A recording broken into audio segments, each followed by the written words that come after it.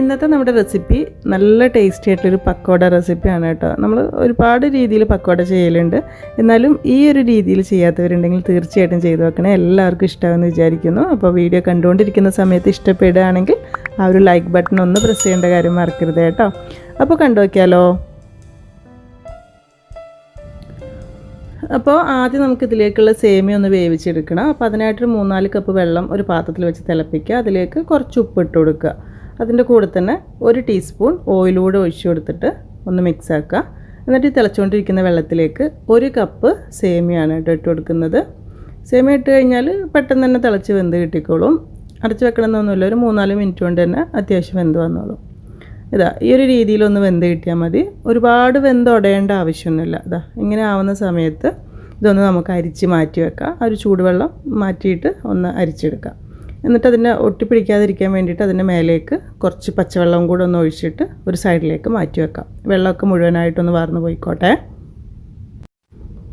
സേമിയയിലുള്ള ഒരു വെള്ളമൊക്കെ അങ്ങ് വറ്റി വരുന്ന സമയം കൊണ്ട് നമുക്ക് ഇതിലേക്കുള്ള ഉള്ളിയും കാര്യങ്ങളൊക്കെ ഒന്ന് റെഡിയാക്കി എടുത്താൽ മതി. ഇപ്പോൾ കണ്ടോ ഈ ഒരു രീതിയിൽ വെള്ളമൊന്നും ഇല്ലാതെ പാകത്തിന് വെന്ത് കിട്ടിയിട്ടുള്ള സേമിയ ഒരു ബൗളിലേക്ക് ഇട്ട് കൊടുക്കുക.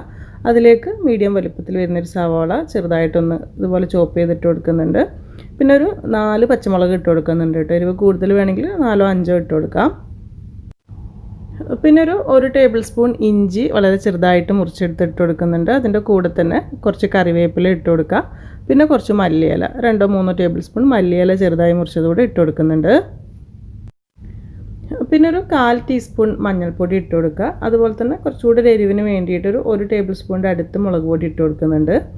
പിന്നെ ഇതിലേക്ക് കുറച്ചൊരു കായപ്പൊടിയും കൂടി ഇട്ട് കൊടുക്കുക. ഒരു 1/4 ടീസ്പൂൺ കായപ്പൊടി ഇട്ട് കൊടുക്കുക. പാകത്തിനുള്ള ഉപ്പ് ഇട്ട് കൊടുക്കുക. ഉപ്പിടുമ്പോൾ നമ്മൾ സേമിയയിൽ ഓൾറെഡി ഇട്ടിട്ടുണ്ട്. അപ്പോൾ ഈ ഉള്ളിലേക്കും മാവിലേക്കൊക്കെ വേണ്ടിയിട്ടുള്ളത് ഇട്ട് കൊടുത്താൽ മതിയാകും. എന്നിട്ട് ഇതിലേക്കൊരു 1/4 കപ്പ് കടലമാവാണ് ഇട്ട് കൊടുക്കുന്നത്. കുഴച്ച് വെക്കുന്ന സമയത്ത് വേണമെങ്കിൽ ഇത്തിരിയും കൂടി ഇടാം കേട്ടോ. പിന്നെ അതിൻ്റെ കൂടെ തന്നെ കുറച്ചുകൂടി നല്ലൊരു ക്രിസ്പി കൂടുതൽ കിട്ടാൻ വേണ്ടിയിട്ടൊരു 1 ടേബിൾ സ്പൂൺ റവയും ചേർത്ത് കൊടുക്കുന്നുണ്ട്. പിന്നെ ഒരു 1 ടേബിൾ സ്പൂൺ അരിപ്പൊടി, സാധാരണ പത്തിരിപ്പൊടി ഉണ്ടല്ലോ, അതുകൂടിയാണ് ഇട്ട് കൊടുക്കുന്നത്.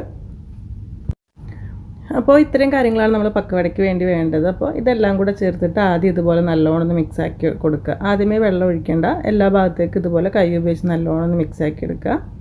എന്നിട്ട് വേണമെന്നുണ്ടെങ്കിൽ 1-2 ടേബിൾ സ്പൂൺ വെള്ളം കൂടെ ഒഴിച്ചു കൊടുക്കുക. അതുപോലെ കടലമാവ് കുറവാണെങ്കിൽ 1-2 ടേബിൾ സ്പൂൺ കൂടി ഇട്ട് കൊടുക്കുക. ഇത് പാകമായിരിക്കും. ഇങ്ങനെ കുഴച്ച് വരുമ്പോൾ ഈ ഒരു രീതിയിലാണ് വേണ്ടത്. ഒരുപാട് ഇങ്ങനെ സേമിയ ഉടച്ചെടുക്കേണ്ട ആവശ്യമില്ല, ഒന്ന് മിക്സ് ആക്കി എടുക്കുക. ഇനിയിപ്പോൾ ഇത് റെസ്റ്റ് ചെയ്യാൻ വേണ്ടി വെക്കേണ്ട ആവശ്യമൊന്നുമില്ല. സാധാരണ നമ്മൾ പക്കോടയൊക്കെ ചെയ്യുന്ന പോലെ തന്നെ നല്ല ചൂടായിരിക്കുന്ന എണ്ണയിലേക്ക് കുറച്ച് ഇട്ട് കൊടുത്തിട്ട് ഫ്രൈ ആക്കി എടുക്കുക. ഒരുപാട് വലുതാക്കിയിടണ്ട, ചെറുതാകുമ്പോൾ നല്ല ക്രിസ്പി ആയിട്ട് നല്ല ടേസ്റ്റി ആയിട്ട് കിട്ടിക്കോളും. അപ്പോൾ ഇട്ട ഉടനെ ഇളക്കണ്ട, കുറച്ച് അത്യാവശ്യം ഒന്ന് ഫ്രൈ ആവുന്ന സമയത്ത് ഇളക്കിയിട്ട് കൊടുക്കുക. ഇപ്പോൾ ഇതാ അത്യാവശ്യമൊക്കെ നല്ലോണം കളറൊക്കെ മാറി വരുന്നുണ്ട് കേട്ടോ. 2 ഭാഗവും പാകത്തിന് തന്നെ ഫ്രൈ ആയി കിട്ടിയിട്ടുണ്ട്. ഒരു മീഡിയം ടു ഹൈ ഫ്ലെയിമിൽ തന്നെ ഇട്ട് ഫ്രൈ ചെയ്തെടുത്താൽ മതി. അങ്ങനെ 2 ഭാഗം നല്ലോണം ഫ്രൈ ആവുന്ന സമയത്ത് ഇതാ എണ്ണയിൽ നിന്ന് കോരിയിട്ട് മാറ്റി വെക്കാം. സ്ട്രെയിനറിലേക്കോ ടിഷ്യൂ പേപ്പറിലേക്കോട്ട് വെച്ചാൽ ഓയിലങ്ങ് പോയി കിട്ടിക്കോളും. അപ്പോൾ ഇത്രയേ ഉള്ളൂ പരിപാടി. നല്ല ടേസ്റ്റി ആയിട്ട് നല്ല ക്രിസ്പി ആയിട്ടുള്ള ഒരു പക്കോട തന്നെയാണ് കേട്ടോ. അപ്പോൾ ബാക്കിയുള്ളതും കൂടെ നമുക്കിതുപോലെ തന്നെ ഫ്രൈ ചെയ്തെടുക്കാം. നല്ല ചൂടോടുകൂടി തന്നെ നല്ല ചൂടുള്ള കട്ടൻ ചായയുടെയൊക്കെ കൂടെ കഴിക്കാൻ പറ്റുന്നൊരു സൂപ്പർ സ്നാക്ക് തന്നെയാണ് കേട്ടോ ഇത്. നിങ്ങൾക്ക് ഇഷ്ടമാണെന്ന് വിചാരിക്കുന്നു. നല്ല സ്പൈസിയൊക്കെ ആയിട്ട് നല്ല ടേസ്റ്റ് ഉണ്ട്. എനിക്ക് പേഴ്സണലി നല്ല ഇഷ്ടപ്പെട്ടിട്ടുള്ളൊരു പക്കോട റെസിപ്പിയാണിത്.